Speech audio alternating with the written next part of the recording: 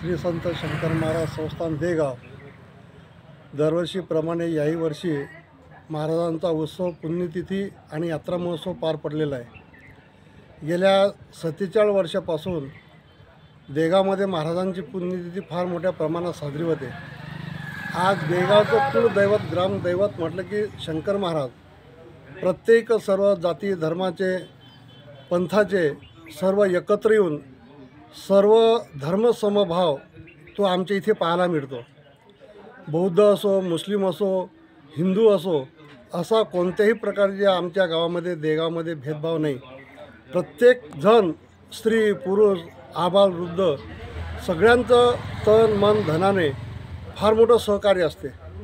वर्गणी दान दातीसुद्धा भरपूर दान देतात आणि पहिल्या वर्षी 1 पोत्याचा भंडारा होता आणि आज 47 वर्षापर्यंत 25 पोत्यापर्यंत भंडारा गेलेला आहे। यावर्षी 25 पोते ज्वारीच्या भाकरी आणि मिश्रणचं वरण हा एक आमच्या भंडाऱ्याचं वैशिष्ट्य आहे।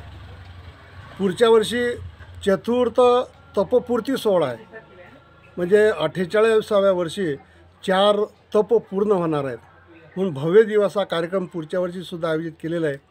याला कारण जर असेल तर शंकर महाराजांच्यावर लोकांची असलेली श्रद्धा, असलेला विश्वास तो या रूपाने पाहायला मिळतो। इवल असे रोप लाविले द्वारी, त्याचा वेलो गेला गगनावरी।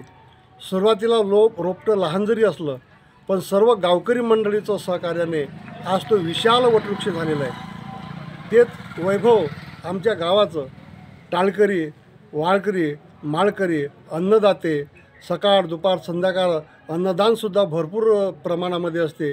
एका टाईमचं अन्नदान जवळपास 250 ते 300 लोकांची पंगत दररोज सकाळ संध्याकाळ असते। अशी आमच्या गावामध्ये सुद्धा दानदाते आहेत आणि असं सहकार्य सदैव राहणारच आहे, पुढेसुद्धा राहील, हीच शंकर महाराजांच्या चरणी प्रार्थना करून माझे 2 शब्द मी संपवतो।